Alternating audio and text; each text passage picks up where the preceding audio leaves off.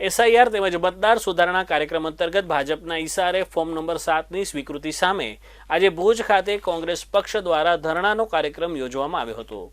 આ ધરણામાં કોંગ્રેસ પક્ષના સિનિયર આગેવાનો, જિલ્લા કોંગ્રેસ સમિતિના આગેવાનો અને હોદ્દેદારો, તાલુકા તથા શહેર કોંગ્રેસ સમિતિના પ્રમુખો, વિવિધ પાંખ અને સેલના પ્રમુખો તેમજ ચૂંટાયેલા જનપ્રતિનિધિઓ અને કાર્યકરો મોટી સંખ્યામાં ઉપસ્થિત રહ્યા હતા।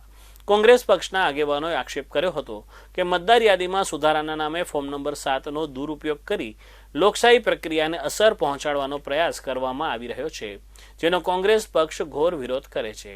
આ પ્રકારની કાર્યવાહી તાત્કાલિક બંધ કરવામાં આવે તેવી માંગણી પણ ધરણા દરમિયાન કોંગ્રેસ દ્વારા કરવામાં આવી હતી। કચ્છ જિલ્લા કોંગ્રેસ સમિતિના પ્રમુખ વી.કે. હુંબલે જણાવ્યું હતું કે મતાધિકાર સાથેના ચેડા સહન કરવામાં નહીં આવે અને જો આ પ્રક્રિયા બંધ નહીં થાય તો કોંગ્રેસ પક્ષ આગામી દિવસોમાં વધુ ઉગ્ર આંદોલન કરશે।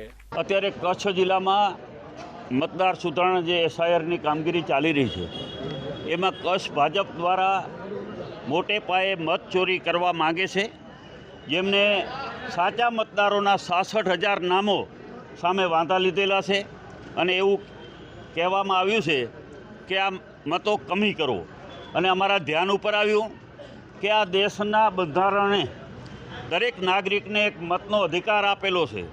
એમાં ઉદ્યોગપતિ હોય કે ગામડામાં રહેનારો, ઝૂંપડામાં રહેનારો વ્યક્તિ હોય, બધાને એમના મતનો અધિકાર છે અને મતની જે આપણે એક મતથી સરકાર બનતી હોય છે, ત્યારે ભાજપના પ્રદેશ કમલમમાંથી 66,000 જેટલા ફોરમ આપણા જિલ્લામાં કચ્છ ભાજપના કાર્યાલય સુધી પહોંચ્યા।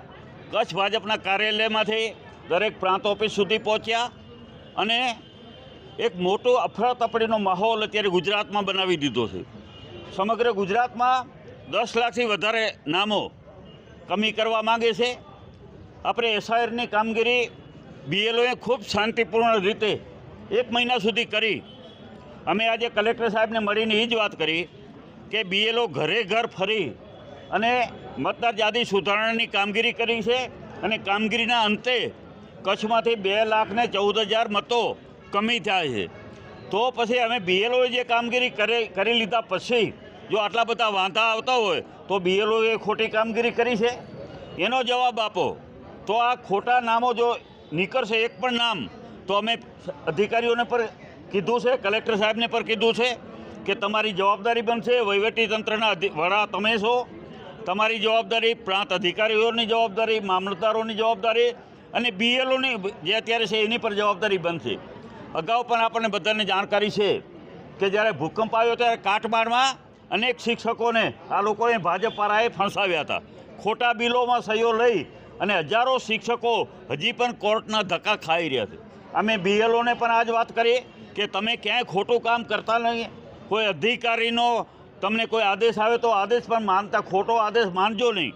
અને એક પણ જો સાચો વ્યક્તિનું નામ નીકળશે તો અમે આખા ગુજરાતમાં લડત ચલાવવાના છીએ। એટલે કલેક્ટરશ્રીને આજે અમે આ આંદોલન કરી, આજે આપણે ધરણાનો કાર્યક્રમ આખા ગુજરાતમાં રાખવામાં આવેલો હતો। આવનારા દિવસોમાં આનાથી પણ ઉગ્ર આંદોલન આખા ગુજરાતમાં થવાનું છે।